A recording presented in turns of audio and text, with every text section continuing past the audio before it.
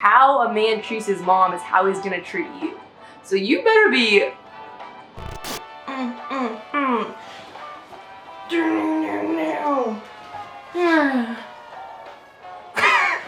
We all have different walks, but the main question is, what role does Jesus have? Not how you're expressing it, because we all express our love for God in different ways. We all receive Him in different ways. That's why it's number one, because this is all about Jesus. This is all about Jesus.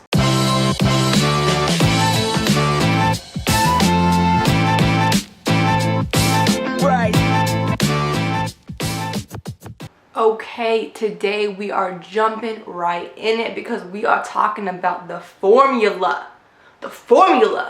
to make you a man. Well, the qualities to look for in a hubby. And I'm not talking about I'm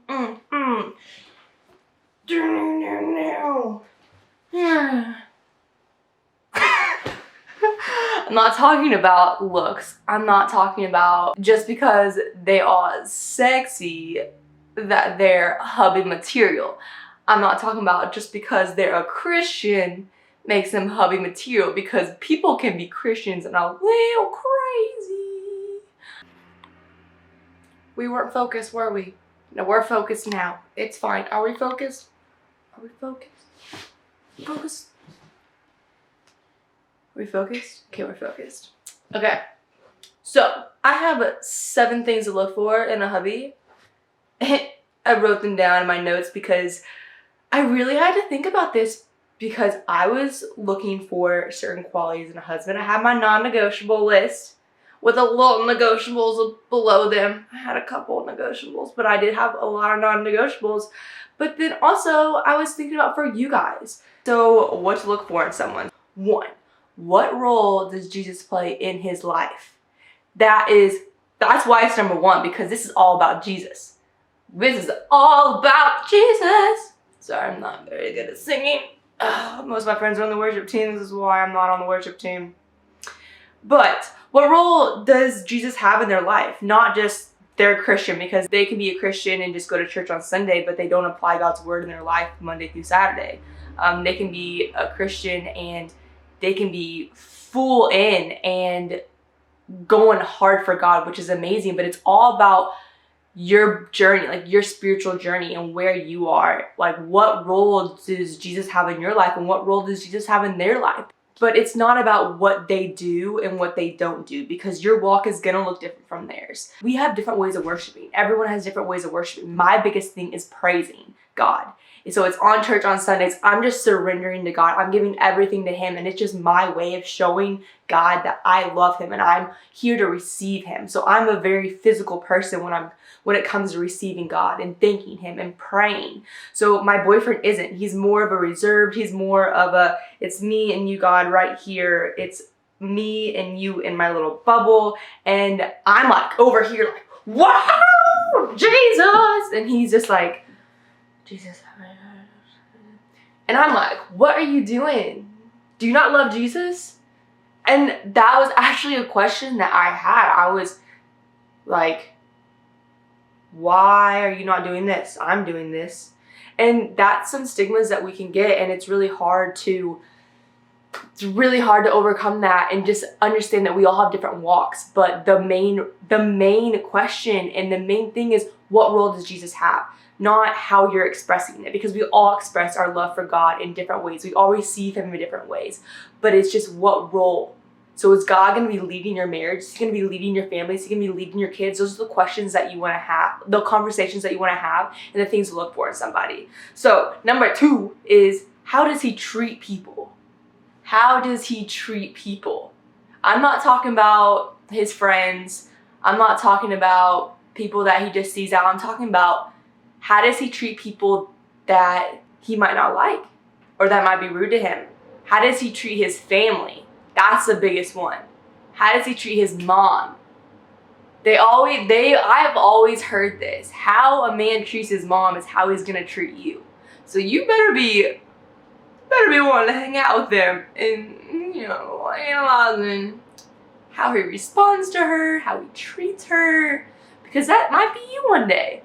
And it's so important to see how he treats somebody, because how he treats people that might trigger him, that he might have a disagreement with, that's gonna be really, really important, because in marriage you're gonna have conflict, and you want to see how he's going to resolve conflict and how he's gonna handle that. So the third one is, who is his community?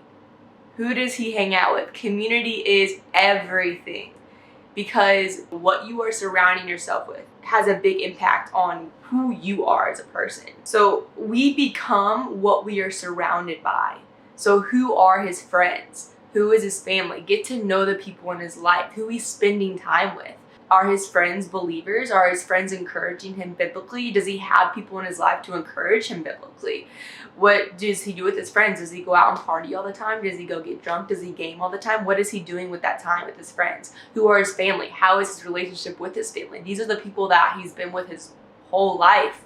These are the people that he grew up with. These are the people that he's closest with, that know him the best. How does he treat those people? How does he show respect? How does he engage with other people and engage with his friends?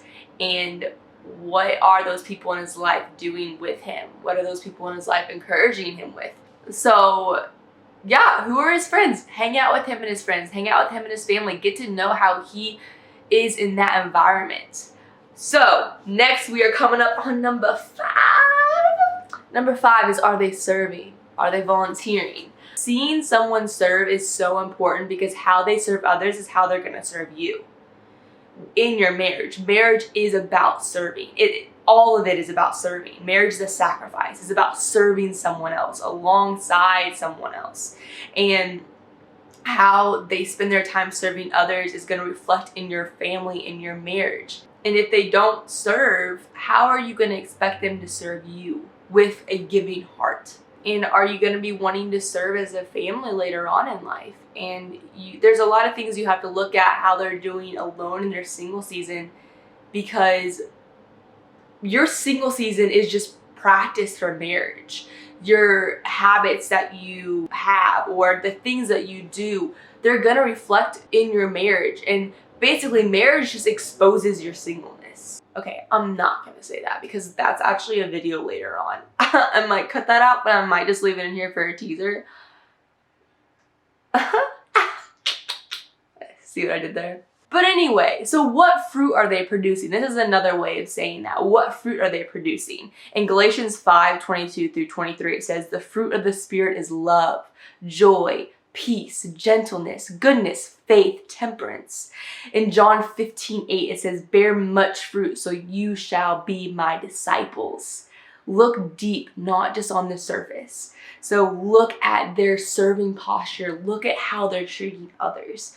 Are they producing fruit? That is so big. He called us to be his disciples and to bring other people to him. If we aren't producing fruit, if our husband or our future spouse is not producing fruit, then what are we doing? This is the whole picture. Are they producing fruit? Are they serving? Do they have a good community around them? Who is their friends? Who's their family? What is their heart posture? How do they treat others? Are they loving God? Are they loving people? This is what God's called us to do. Are they doing what God has called them to do? Are they being who God has called us to be? So coming around to number 6, are they on a personal growth journey? Are they learning anything new? Are they committed to growth? Do they have characteristics of a spiritual leader? So you might... Someone's texting me. Sorry, babes, gonna have to wait. So are they on a personal growth journey? No matter where they are in their spiritual walk, are they on a spiritual walk? Are they committed to growth? Because we can't grow if we have to continually grow, constantly grow with God. We can never be at a standstill. No matter where we are on our journey, our growth journey with God, we always have to be wanting more, learning more, reading the Bible, gaining wisdom. Because if we are not constantly receiving wisdom from God, that just allows the enemy to come in and attack. So we have to constantly be on our toes and constantly be right in this posture, being like, God, okay, I'm going to receive, I want to learn more, I want to grow. Because we always have to grow no matter where we are. No matter where we are, our senior pastors at our church are still growing. They're still learning more. And that is so healthy, because we should never be at a point where we're like, okay, I know enough. I'm good. No, that's not the right posture. We always have to be in a humbling posture, in a receiving posture. So are they on a personal growth journey? Are they listening to podcasts? Are they reading books? Are they seeking mentors? Do they have mentors? Do they have friends that are feeding into them? Are they seeking information and seeking growth and seeking to learn more about themselves and seeking to learn more about God and seeking to learn more about their relationship with God and how to better themselves and how to become the healthiest version of themselves? That is so important, because you always want to be growing. When you're single, you want to be growing, and you want to be growing in your spirit by yourself. But then when you become one with someone else, you want to continue to grow, and you're being able to receive more. You should never be at a standstill. I'm sorry I'm rambling, but this is just so important. So are they full of the Spirit and wisdom? This will be the man leading your home, leading your kids. This is so important to identify and to look for. They are going to be leading your kids. So leading has a direct relationship with influence. They're going to be influencing your kids. They're going to be influencing you. You are becoming one with this person.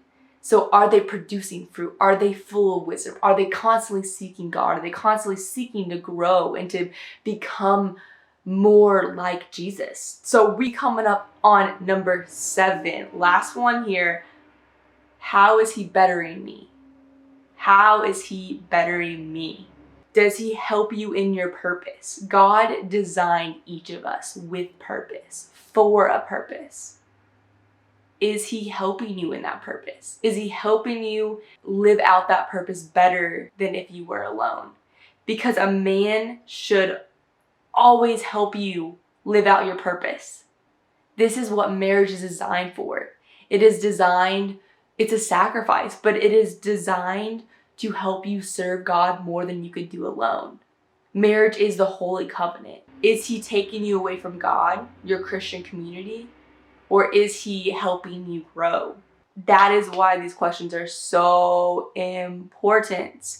I know I probably didn't go over all the questions. There's a lot of questions and things that you should look for, but these are just a few that I just wanted to talk about and kind of expand on, and the big ones to me. And if you guys have any other tips that you want to add, drop them in the comment section below, and I would love to talk about them and kind of go deeper into those.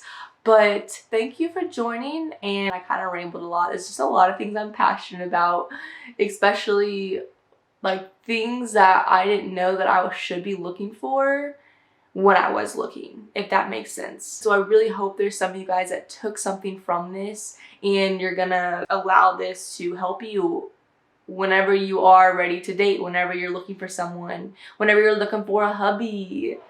So yeah, thanks for joining. Sorry, I sing a lot today, but yeah. Thanks for joining, and I hope I'm not blurry. Oh, if I'm blurry this whole time, I'm still posting it. Thanks guys for joining. Bye.